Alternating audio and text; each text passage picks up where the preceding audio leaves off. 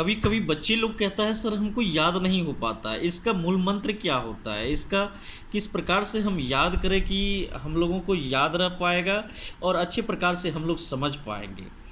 तो याद करने के बजाय समझने की क्षमता होनी ज़रूरी है बच्चे में। अगर नहीं है तो फिर इस कंडीशन में बच्चे को काफ़ी कठिनाई का सामना करना पड़ता है, याद करता है फिर भूल जाता है।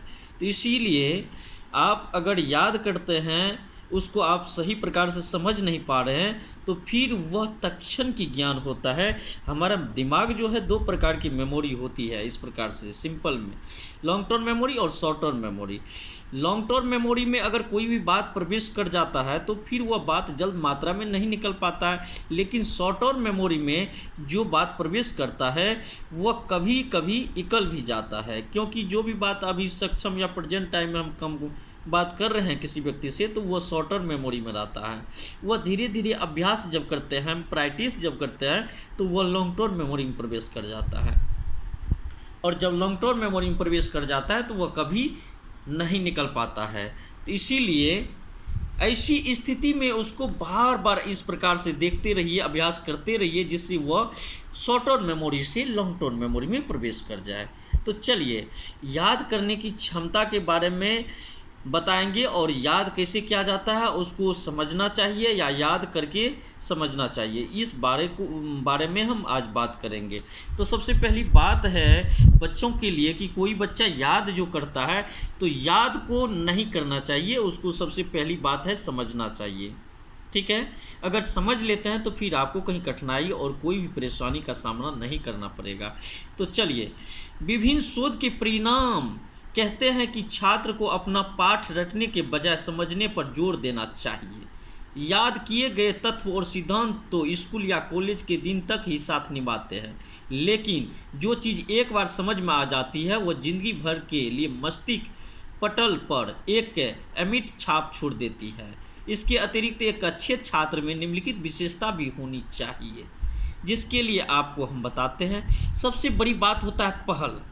अब पहल क्या है, बहुत बच्चे के दिल में सवाल उठता होगा कि सर जो बता रहे हैं पहल, तो पहल क्या होता है। तो पहल की बात अगर हम करते हैं तो बिना कहे काम करने के लिए आगे आना। अच्छे छात्र काम दिए बिना ही आगे बढ़कर उसे कर दिखाते हैं। वे प्रयोगशाला में काम करते समय सिर्फ निर्देश पर ध्यान देने की बजाय नए प्रयोग और आविष्कार करने में भी रुचि रखते हैं, तो वही छात्र आगे बढ़ता है। और आप लोगों को ये भी कहना चाहेंगे, जो छात्र जीवन से में हैं वे सभी बच्चे के लिए मेरा कहना है, वे एक बात पे और ध्यान दें, वे हर अवसर को बड़ी ललक से अपनाते हैं। यदि कक्षा से बाहर का कोई भी काम हो तो वे बेहिचक उसे करते हैं। रुचियों का अगर बात करते हैं, बच्चे में जो पढ़ने के लिए ललायत रहता है, रुचियों रखता है कि हमको आईएएस बनना है, एसपी बनना है, डीएसपी बनना है, कलेक्टर बनना है, तो उन बच्चों के लिए हम बताना चाह रहे हैं रुचि का विस्तार कैसे होगा। स्कूल कॉलेज में आपको नई चीज़ों को खोजबीन और रुचियों का दायरा बढ़ाने के लिए कई अवसर मिलते हैं।